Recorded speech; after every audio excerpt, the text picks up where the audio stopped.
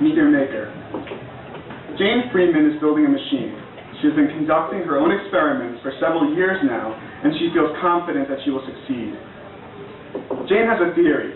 The theory isn't new, but she's been the first person to take it this seriously, to truly believe in it. The theory begins with a simple precept. The universe, as many people call it, is only one of many. In fact, if Jane's assumptions are correct, there are an infinite number of universes, each with its own distinct rules and laws. And because the number of them is never ending, this also means that for every possible universe, there is a place where that universe must exist.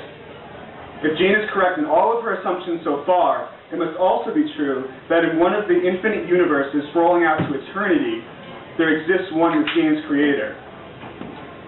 Jane Freeman wants to meet her creator.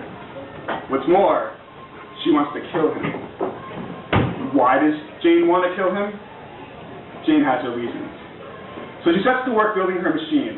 She reasons that if multiple universes exist, each one has to possess its own energy field, like a fingerprint. It takes a long time, but Jane invents a device that can measure her universe's own energy field. Even further, Jane is able to measure her own energy field. She calibrates the machine, setting it to trace Jane back to her origin. In this way, Jane would be able to meet her creator, the one who determined her path in life, the one who decided her fate. When Jane is ready, she turns on the machine. It glows a bright blue, and as Jane sits in the chair, the machine vibrates. She has evaluated and reevaluated the machine for any chance of malfunction. But despite this, Jane is nervous. She knows it is impossible to predict any one event with absolute certainty. There's always a chance that something will go wrong. So Jane closes her eyes and hopes that all of her assumptions are right. As it happens, they are. The machine disrupts Jane's place in reality.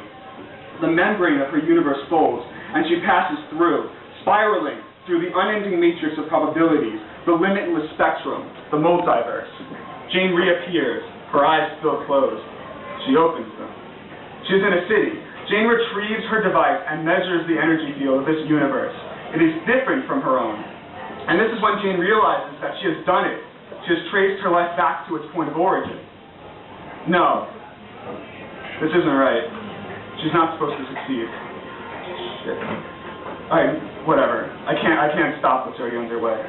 So Jane walks through the city, carrying the device with her. She notices that this universe appears exactly the same as her own. Cars and buses roll by, traffic lights change, people who look identical to those of her universe walk the streets. Yet her device tells her that they are different. This entire universe is different. So Jane follows the device's instructions, walking inside a nearby bar. She should mind her own business, but Jane continues. She walks up the steps, pausing every so often to take a measurement. She should turn back now, but Jane does not. Finally, Jane arrives at the correct floor. The device leads her down the hall. She couldn't just keep to herself and accept life the way it was, could she? Well, there's nothing I can do about it now. Jane finds the correct door. Of course she does. Let me in, she says stubbornly, but I do not answer. So Jane, who couldn't just accept her life the way it was and just had to stick her nose where it doesn't belong, breaks down the door. She sees me in the back of the room, jamming on my typewriter, but Jane doesn't understand. She doesn't know that for every idea, there is a world where that idea must exist. She can't understand that none of us is really in control, that we are all fabrications of some smirking madman behind a typewriter. So stupidly, Jane thinks that I am responsible for the horrors and misfortunes of her life, when really, I am just a product of probability. We are all entangled now. I am a puppet of a puppet of a puppet, and someone else is pulling my strings. And Jane, who doesn't understand this, who is too stupid, too foolhardy, too stuck in her own universe, despite what she has achieved, walks up to me with a gun in her hand.